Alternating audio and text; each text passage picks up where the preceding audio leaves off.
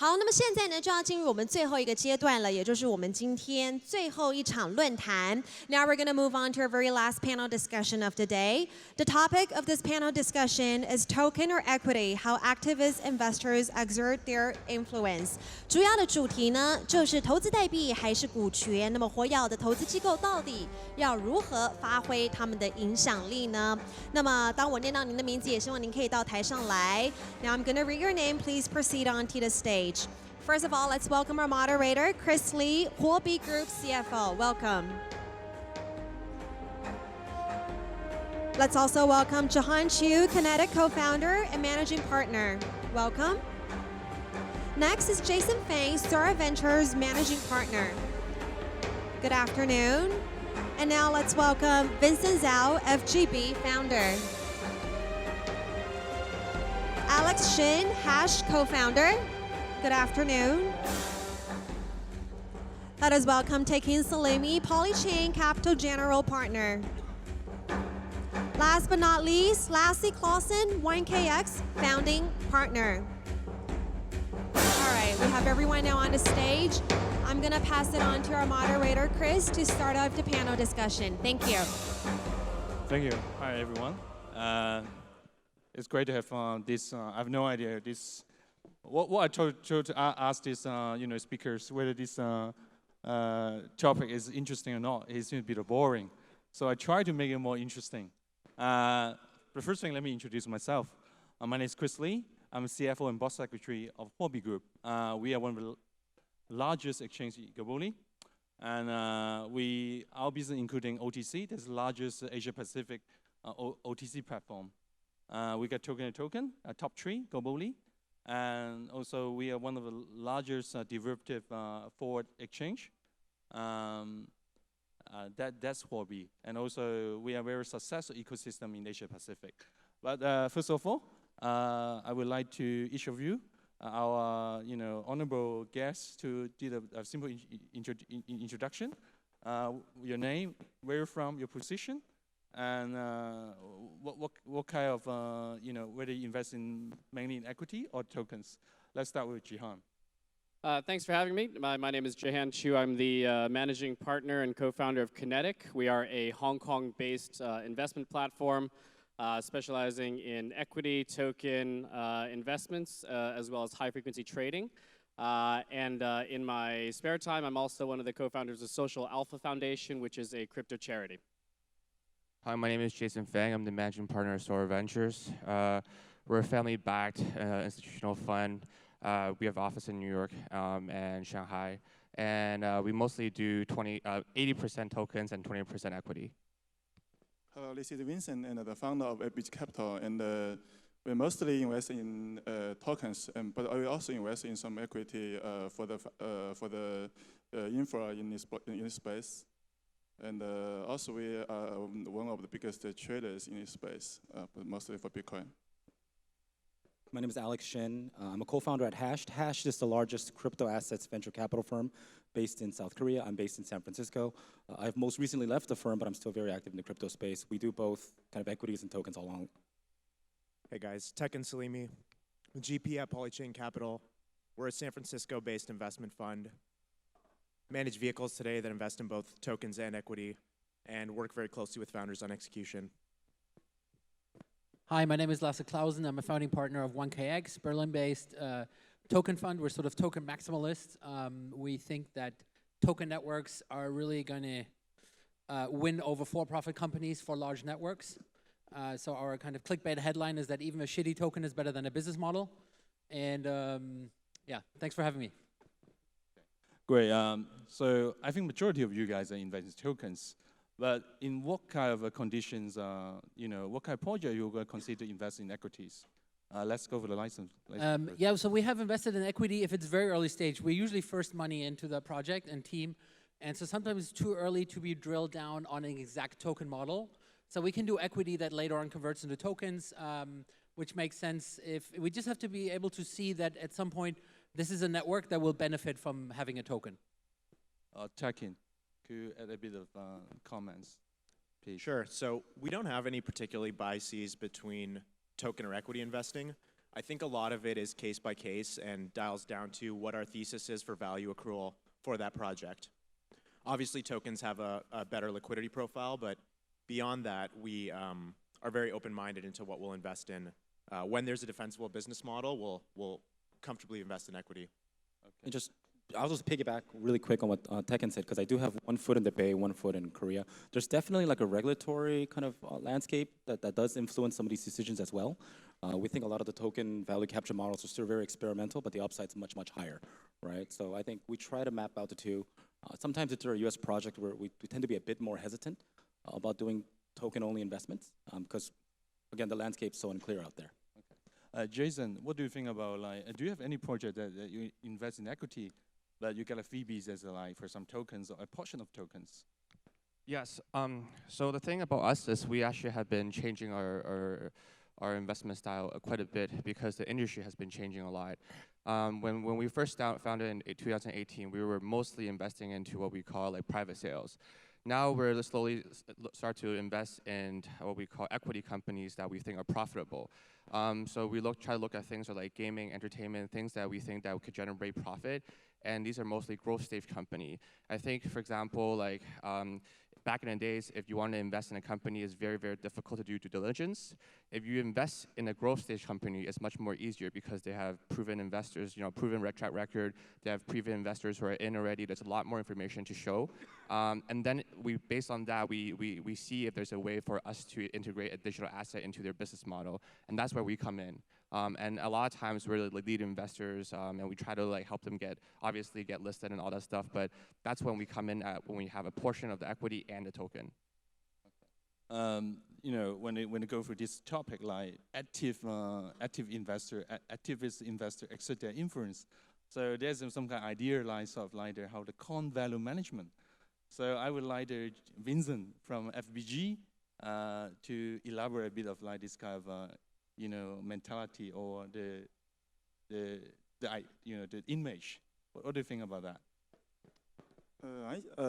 My personal opinion is in the first 5 years of after Bitcoin born is people all trying to find a new consensus, and after that, and the people try to find a new technology after the Ethereum come out, and if anyone can control to the coin management, I think is tough. I think I think on the panel, I think no one can be the man for the coin management. And we try to find the right trend in the space, and we beat on maybe on the early stage, maybe on the later stage. As right now, and we more focus on the later stage of the coins after listing. Maybe certain kind of strategies. I think this is not the coin management. This is my point. Yeah. Okay, Lasse, you want to add a point? Yeah, I think sort of token price, right? And so for us, we're very long term, and we think actually the best way to have, because we only make money if the token price is high, right? And I think long term, really, the best way is to design or invest in a token that has actual usage, that has utility, that is useful. People will keep buying it because they want the utility of the actual platform. So we do actually believe in the utility token. I mean, it's been abused the hell out of it, right? In 2017, where every stupid app all of a sudden had a token and it made no sense. But I think, there are definitely networks that are incredibly useful. And instead of having a business model where they charge everyone every time it's being used a certain percentage fee and buy themselves private jets from it, they actually don't charge money in the middle. It goes straight to the miners, validators, etc. But the platform itself is very, very useful. And that's why people will keep buying the token, right? And so obviously you have this fat speculative layer on top of that, right? That can also help you get the token price higher faster. And that works in a bull market. It doesn't work in a bear market at all.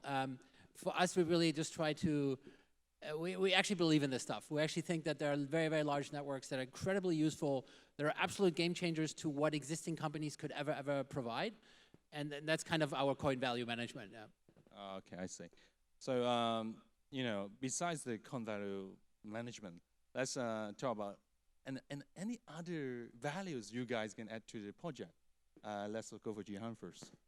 Yeah, I think from an investor's standpoint, that you should always be thinking not just about the kind of coin value management, but really the kind of fundamentals about investing itself. How do you actually, as investors, our key mission here is to really support the entrepreneurs themselves to execute their vision and execute it in a manner of integrity, so that the product that they're building or the kind of application they're building, can live.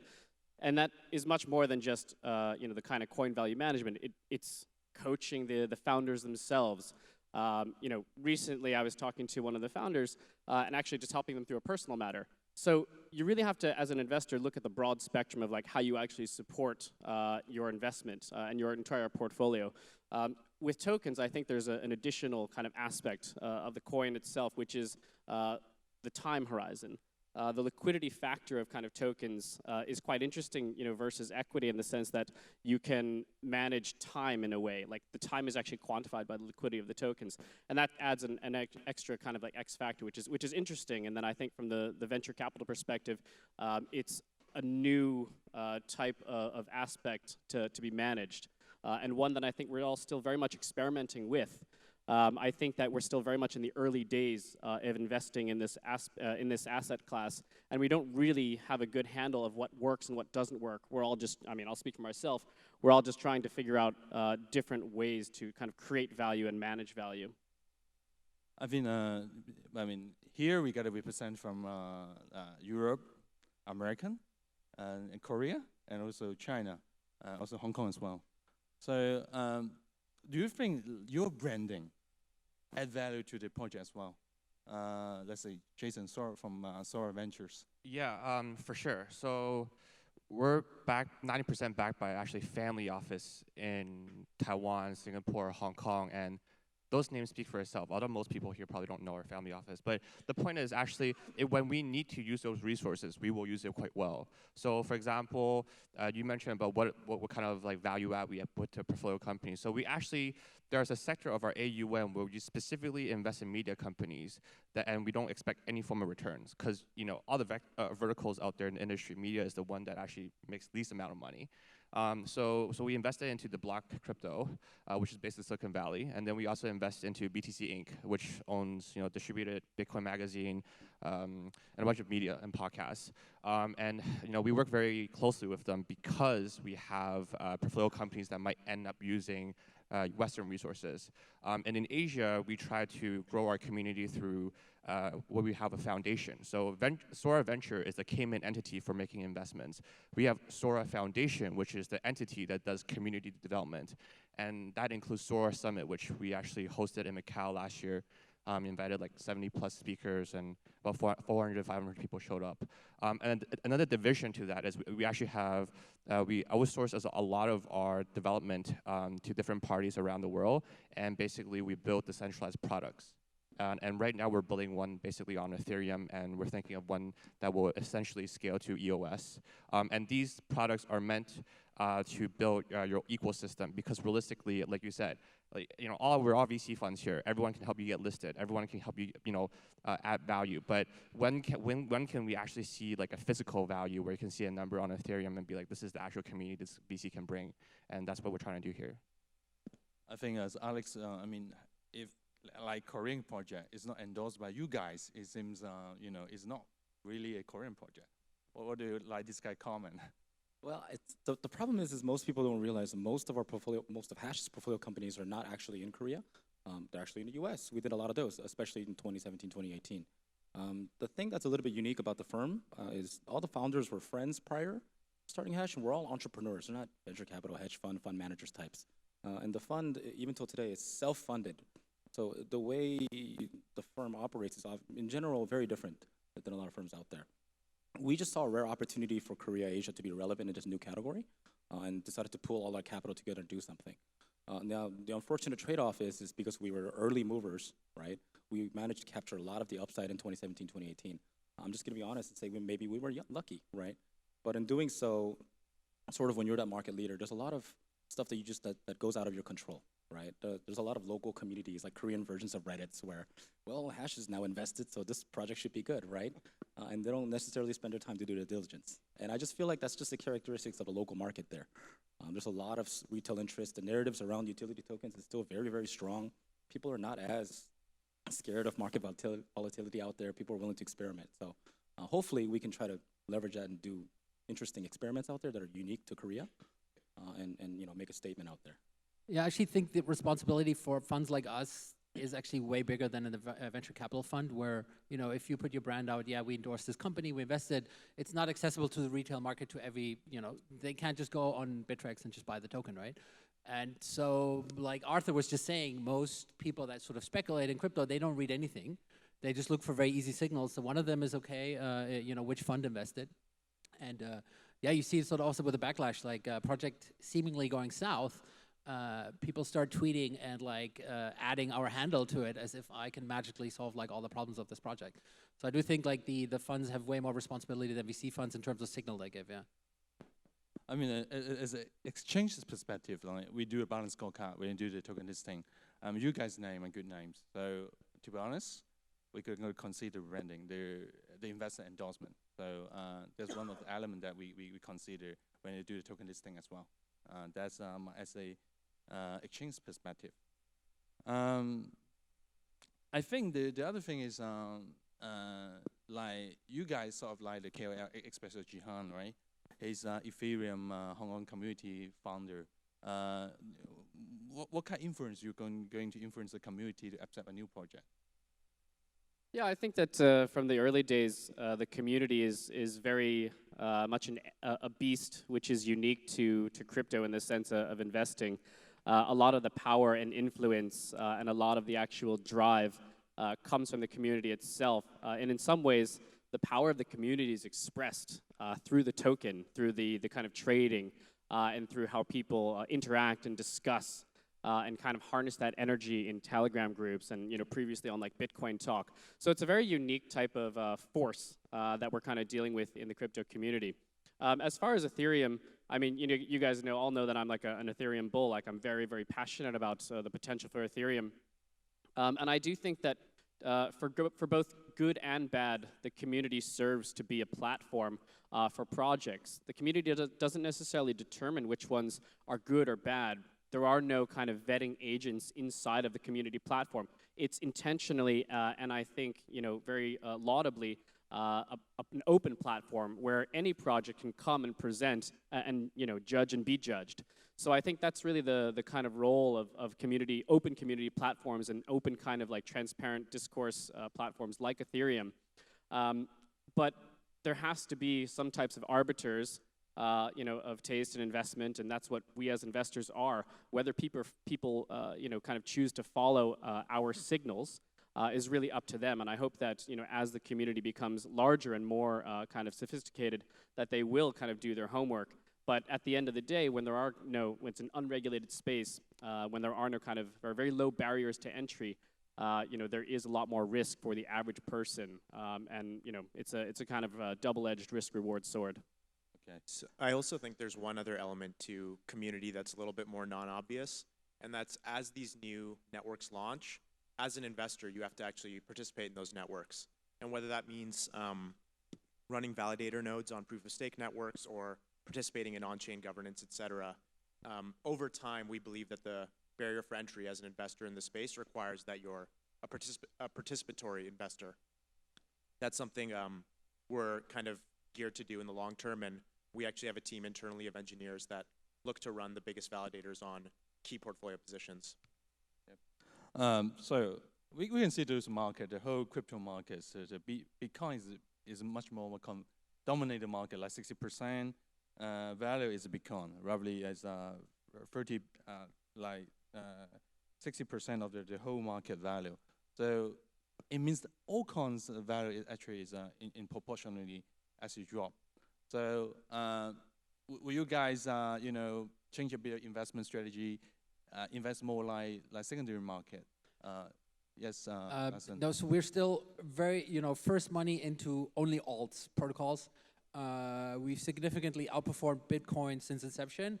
So you can do very well whether there's a high, Bitcoin dominates. There's these periods where Bitcoin dominates a lot, depending on the buyer base. Yeah, I think we've seen a lot of funds that try to very quickly adopt to the trends. and change your strategy. And crypto is so fast, and you usually just always like half a year too late. Especially the more money you have under management, the slower you just get in changing strategies. You can't just flip-flop around the whole time. And so for us, it worked really well, just having a thesis around tokenized networks, investing as aggressively over the last 9 months during the bear market. That worked out really well. Yes, for sure, it's not that all alts are going up now. Fortunately, we see the correlation is going down, meaning that there are actually, while Bitcoin is going up and maybe a few other tokens, there's a ton of these shit coins that are actually staying dead. So, which is really good because it means that we actually have a job. Because if everything goes up and everything goes down, then nobody needs us. You just buy Bitcoin and that's it, right? And to add on that, I think a part of that calculus is what your time horizons are. So we were very transparent that we're in this to the 5 to 10 year time frame. And as a result of that, you shouldn't overcorrect your strategy based on the last year of performance.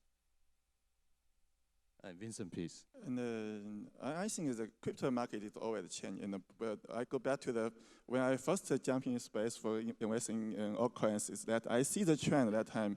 Bitcoin is from more than 18% jump to 60%. I think that is a great opportunity for altcoins.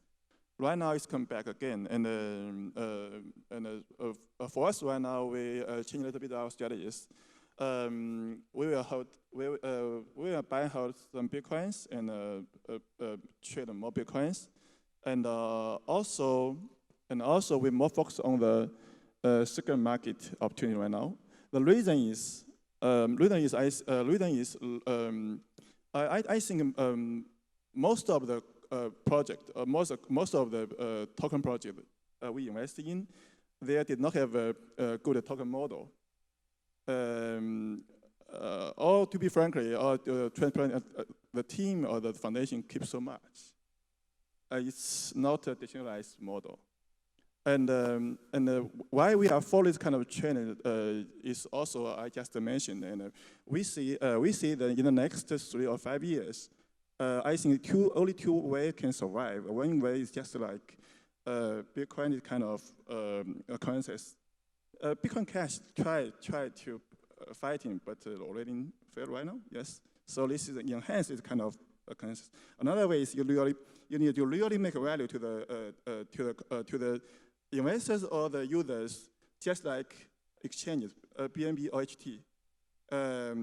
This kind of the model. So let's wait and see. Let's wait and see. So in this kind of market, if you stick on your strategies, if you're in the middle, maybe you can have a book value. Sometimes you invest in project, you have a book value very high, but if you can't cash out in any kind of certain times, or you can't become real value, I mean the real value, maybe general revenue. I did not consider the regulation. Or you can expand your concept to a lot of people. I don't think it makes sense in a long time. Yeah, this is if we as a fund manager or as personally, I in the bear and bull market for I think 2 or 3 times. I think every time you need to survive the first important thing. Even in this kind of market, right now is 10,000 right now. But what about tomorrow? No one knows. Okay, great. So let's talk about like the last 3 months. Bitcoin performed very good. Okay, how about do you guys invest in platform tokens like BNB, Huobi tokens, HT? Those guys, tokens. Hash? Alex, do you guys invest this kind of platform tokens? Invest in platform coins? Yeah, platform tokens. Let's see. Yes, I think we've definitely done a lot of local players, right? I think it's incredibly strategic for big players like Kakao and Line to be very, very relevant. So we've definitely held positions in that. I think that's public information, so I can share that. It's also because kind of the ethos is very different. You go to the Bay Area and it's like, oh, EOS Tron is not decentralized enough, rawr, right? And you come to Asia and that's not, like, the focus around censorship resistance isn't the first narrative. I mean, when you talk to the major players in Korea today, like even the exchanges, they're like, we're not really interested in consensus layers. We're interested in dApps. Like, we want to list dApps. They're already that far ahead. And you go to the Bay Area, like, you don't see a lot of that going on at all, right? So the markets are very diverging, and I feel like we're just going to need very different strategies for different regions. But for us, platform tokens, mostly the regional stuff, I would say. Okay. Jason, how about your fund? So recently we just started our secondary operation, like literally this month. And the reason why we've been so behind is because our team does not come from a secondary background, and we actually learned a lot from funds out there who's been trading for a while. They're like the ones who taught us, okay, what are the mistakes that they made? What are the things that we got to learn from? And what kind of people we need on the team? And what we realized, I mean, especially in the last 3 months, although Bitcoin was going up, we noticed it was mostly going to be a pump and dump because the order book was so thin. It was like very, very, very jumpy. And then we started asking around and be like, hey, are there actually real people signing up to buy Bitcoin? And what we got was yes, but not to the point that it will get Bitcoin from like 8,000 to like 14K, and nothing close to what we saw like 2-3 years ago. And you look at the historical kind of like the graph of how Bitcoin work, right? We're still very much in a bear cycle, and we should be in a bear cycle, but things are just moving differently. And you know, from that, we concluded that it was mostly going to be like a quick hype. So we exited majority of my Bitcoin a few weeks ago. So I think the most important point is the industry is still very risky. Like, even if you buy Bitcoin, you hold Bitcoin, unless you're like professional, you guys have signals running on, you know, long and short, you guys know what's going on. Otherwise, it's one of those things that you could lose a lot of money because, frankly speaking, I don't know, you probably know the number more than I do, but the number I got was like 90 or 95% of all real volume of Bitcoin is actually done OTC, like outside exchanges, and only 5% or less than 10% is done within the exchanges, which means that anyone who has good amount of Bitcoin outside OTC, they can crash the market, they can manipulate the market, and we know some of these people ourselves too. And frankly speaking, there's not one, there's multiple parties who can easily manipulate Bitcoin, and that puts us in a very difficult position to make things that, okay, do we want to hold BNB or do we want to hold certain altcoin? Because right now we're more concerned about Bitcoin, and we know that all altcoin market moves based on Bitcoin, right? So if the market is very thin and we understand that, okay, this is something that it's not going to last for a long time, then we would rather hold cash. And I think the trading Bitcoin is extremely difficult. I think all the returns per year are made in 10 days. Every other day you buy Bitcoin, you lose 25%. So I would not try to trade the swings of Bitcoin, etc. This hodl sounds kind of stupid, but actually that is the best strategy.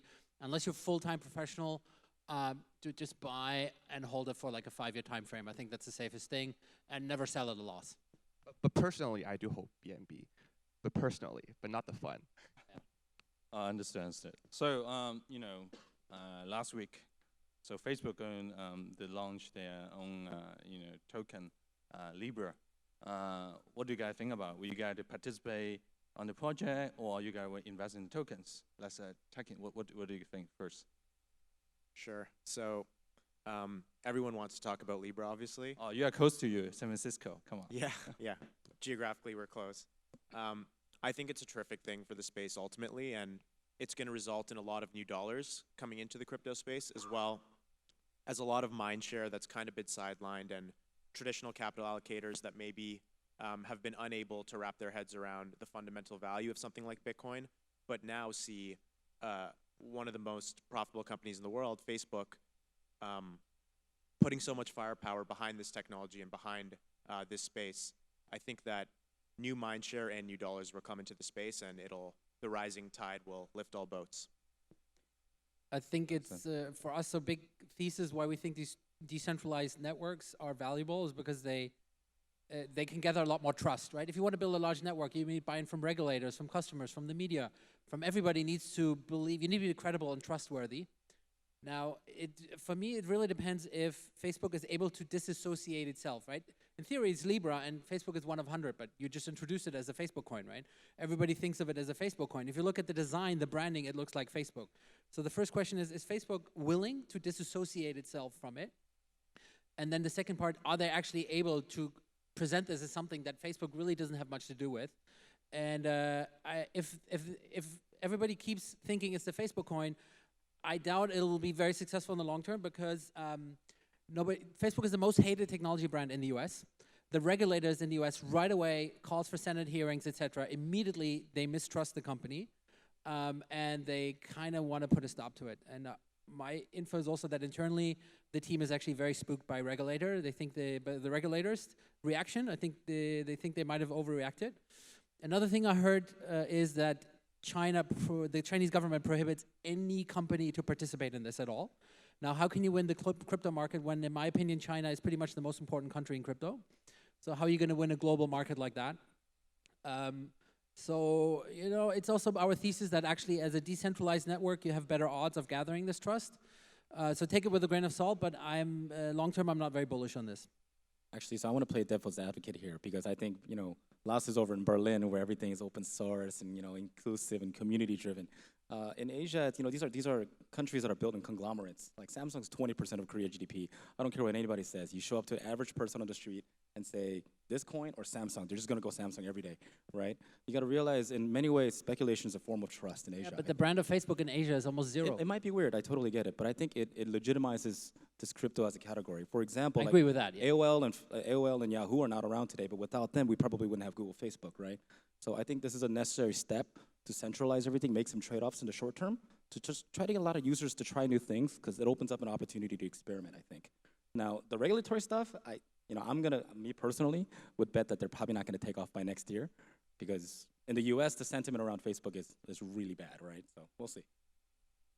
Yeah, I think whether or not the regulators allow Facebook to kind of continue, in particular jurisdictions, I think the ultimate value of the Libra project is really as a forcing function for the rest of the kind of major companies in this space. I think that across the world, CEOs are now having to take a side and really question, what does Mark Zuckerberg believe that I do or do not? And I think boards are going to start demanding that their CEOs take a side. So regardless of whether or not Libra works or doesn't work, and I actually think that it will work in some form, I think that the kind of massive just mind share of Facebook being applied to this will work in some way. I don't think they embark on such a massive endeavor without really kind of having a path to success. Although I do believe that the regulatory resistance was a surprise, the kind of speed and force of it. But I do think that, how everyone is responding is kind of a phenomenon unto itself, and it's pretty. It's been a net positive for the entire industry. I think we're going to see a lot more of these projects come out, and I think that it really kind of forces companies like Apple and Google to show up and suit up. They're not just going to cede the kind of space, the entire payment space of the next generation to Facebook. One thing really surprised me, how much OTC demand there is to get nodes. Facebook Libra nodes. Insane how many people are trying to form syndicates, how many people are pinging me if I can connect them to Facebook so they can get buy the node shares. That was way more positive than I thought. So the crypto people most of them are just trying to jump in and use it. Well, I think besides just the crypto thing, it's a messaging app that's going out there to try to play a payments game. I think every messaging app in the world is having a hard time monetizing besides WeChat, and everyone's trying to crypto their way into it. Right, Kakao Line are doing smart contracts. You got Telegram, Signal. Now you have WhatsApp all coming into the play. I think for large regional players like Kakao and Line, at least the last time I spoke to them, it was a big solidifying moment for them. Right, Japan's not worried at all. Right, Line's like, we got Japan on lockdown. That's the exact model we'll probably try here. Right, and now even Kakao, we got Korea on lockdown.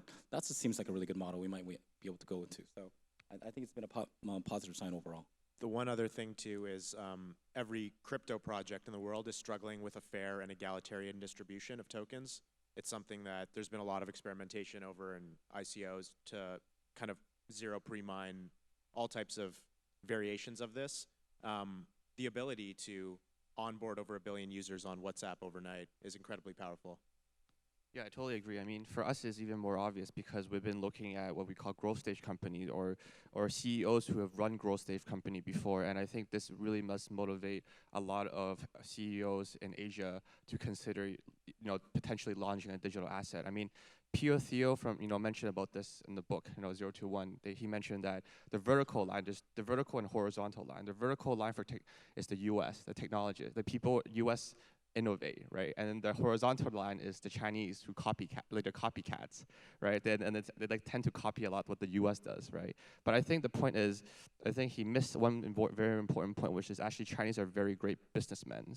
Like they know how to capture like market potential, potentially market gap, and I think this will basically enable a lot of the Chinese or Asian entrepreneurs to really think deeply, okay, what can I do with digital asset in my current business model? And I think this will actually help us a lot because that's what we're interested in investing. Great.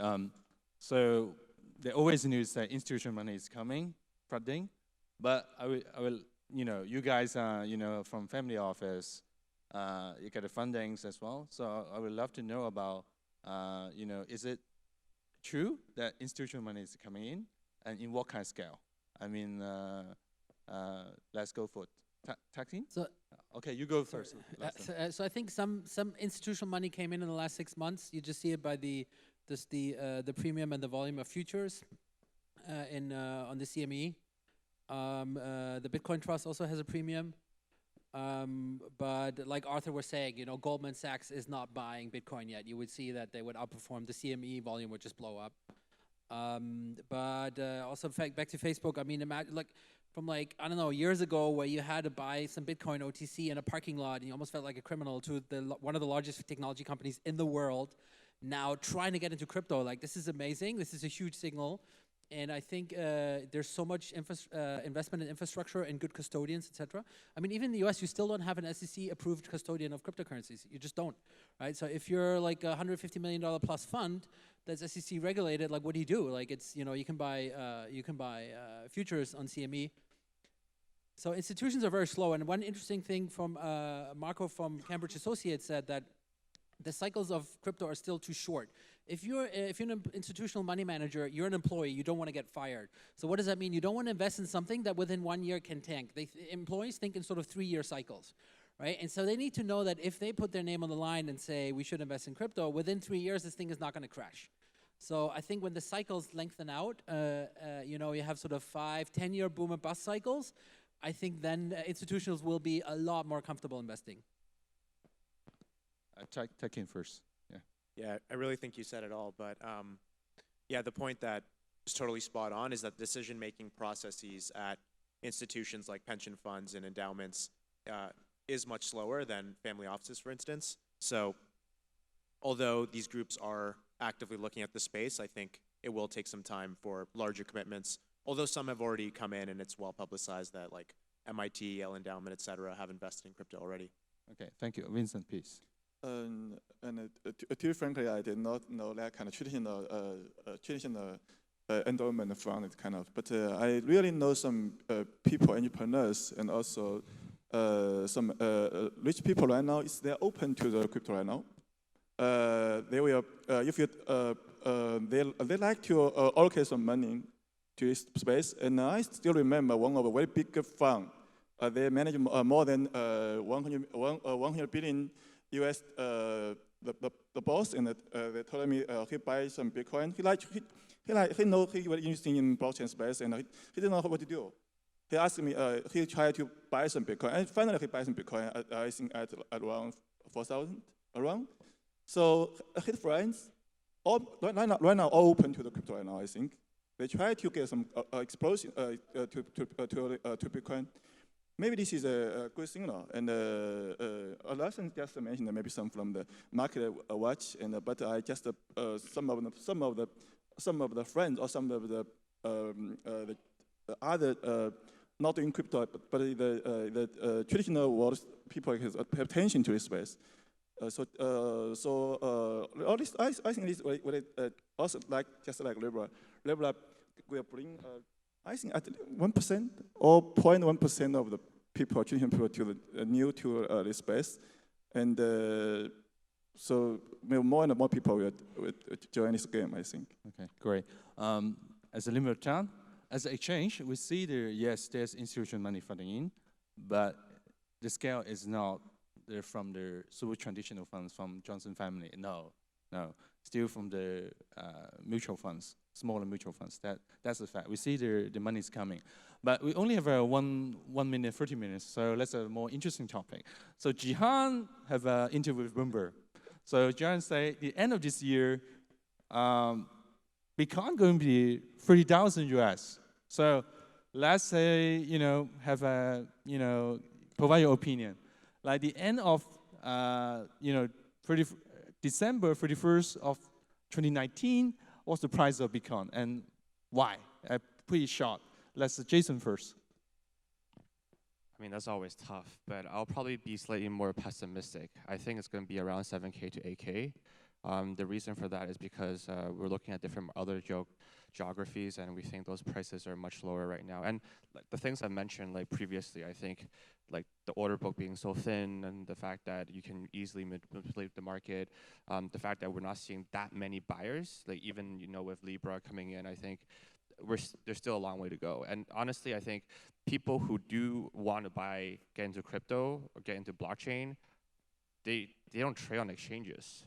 They just buy through OTC, and they buy bulk in OTC. Okay. Right. Let's no reason, but only a number give me because we're limited time. Vincent, what's the Bitcoin should worth at the end of this year? Maybe 15,000. What? 15,000. 15,000. Okay, Alex. I texted Mike Novogratz 2 days ago, and he said 18, so I'm going to go with 18. 18 down. Okay, Tekin. I have no idea. I don't do price predictions, but I hope it's high.